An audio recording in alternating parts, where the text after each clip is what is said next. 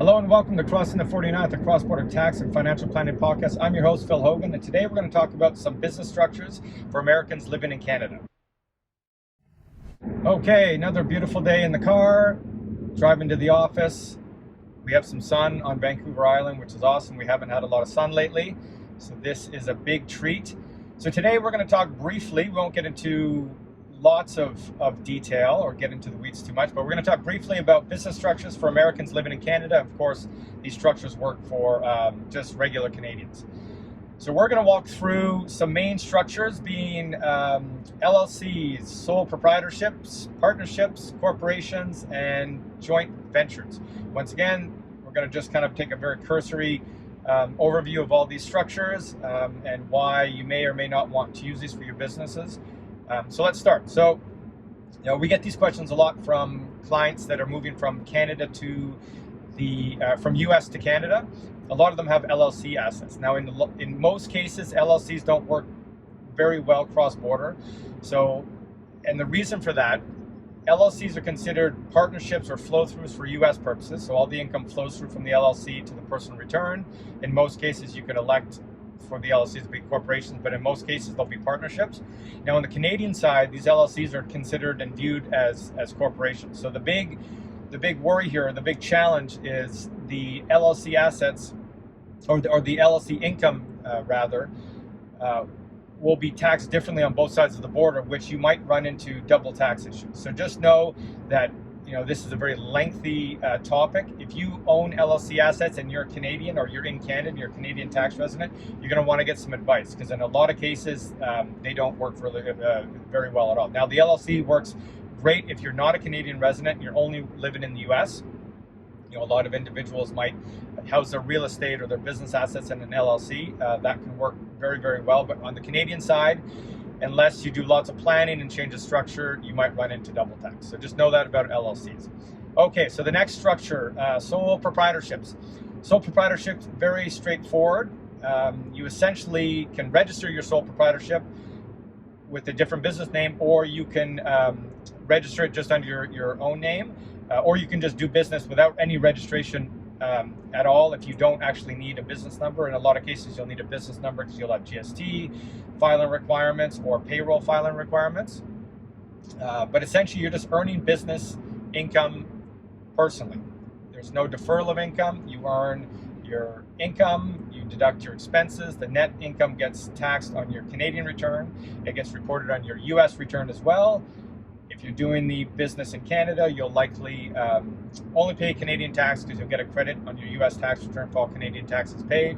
So you likely won't pay any US tax. You won't pay any SE tax in the US because you're exempt from SE tax if you're a Canadian resident, and you'll pay CPP on your business income in Canada. So pretty straightforward, income minus expenses.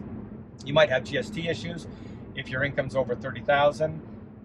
No SE tax in the US, CPP on self-employed income in Canada.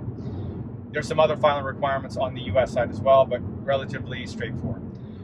Okay, so the next structure is a partnership, and I would just say a good way of thinking about a partnership, very similar to a sole proprietorship.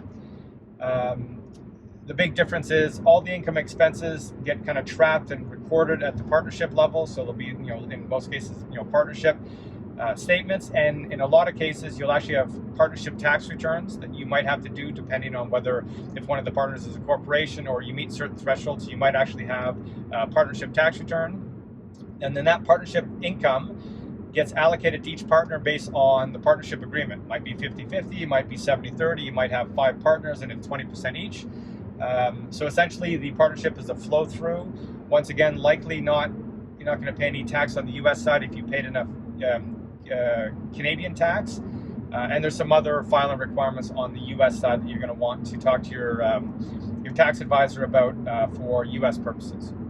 Once again, partnership pretty straightforward for the most part. Very similar to sole proprietorship. We'll collect all the income at the partnership level and flow it down to the partners. Okay, so the next one, which we get lots of questions about, Canadian corporations.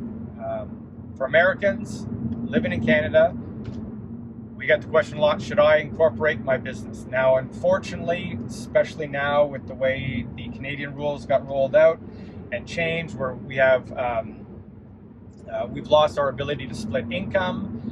We've lost the ability to defer income to an extent. And of course, because of the significant filing requirements on the US side, for anybody that's incorporated recognizes that we have 5471 filing requirements, which is a form which in the US return that requires a significant amount of time to complete. In most cases, it's just not worth the headaches and the accounting and filing costs to incorporate as an American in Canada. In some cases, if your income is significant and you have, let's say, a spouse that also is working for the corporation and we can split income, that might make sense. But in a lot of cases, incorporation as an American living in Canada is just not a great option. And as you can see through this conversation, it's frustrating because incorporation as a straight Canadian can make a lot of sense, especially with tax deferral. We've lost a lot of splitting, as we know. But our options for Americans living in Canada are quite small. So, sole proprietorship might work, partnerships might work, and then we'll get next to joint venture. So joint venture, very similar to, and I won't get into the weeds with joint ventures, but very similar to a partnership. Essentially, each party contributes either capital or IP to a joint venture, and it'll operate very similar to a partnership. In a lot of cases, you don't need a partnership return if you have a joint venture, which is one of the main advantages. And I'll probably finish off here with a ULC. The ULC, Unlimited Liability Corporation, is an option for Americans living in Canada. That is a much longer topic that I won't get into, but if it's something that if you're thinking of actually starting a business and you are American, that could be an option available to you. The ULC will be a flow through on the US side and be considered a corporation for Canadian purposes. So once again, I just want to do a quick kind of run through of your options for structure in Canada as an American. If you want to chat about this, please feel free to reach out, phil@philhogan.com. You can call 250-661-9417. And if I can't help, hopefully I can find somebody to help. Thanks again for watching, and we'll see you on the next